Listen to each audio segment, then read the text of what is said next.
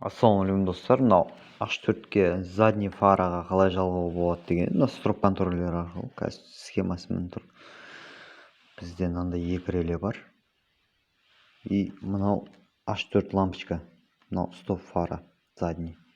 Бұл жерде заводской минус және плюс болады да, одноконтактный лампочка болады. Соған біз H4 қойғаннан кейін заводской задний ходқа тиіспейміз, ол автоматически өзі жана беретін болады. Мына жерде бір минус, бір плюсын жалғайсыздар. Сосын тағы бір разъем қалады H4-те.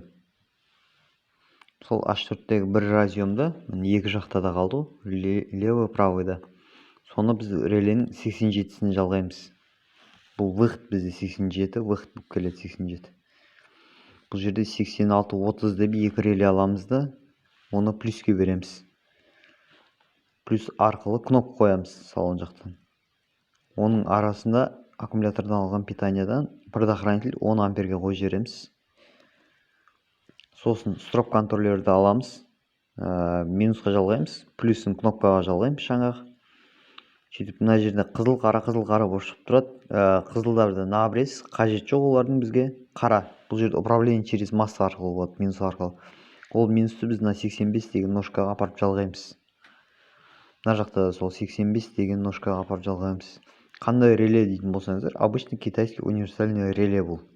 H4-ке задний ходқа жалғау арқылы осылай жалғайсыздар. Еш қиын жері жоқ. Қазір бір суретке түсіріп схемасын қоятын боламын соңында.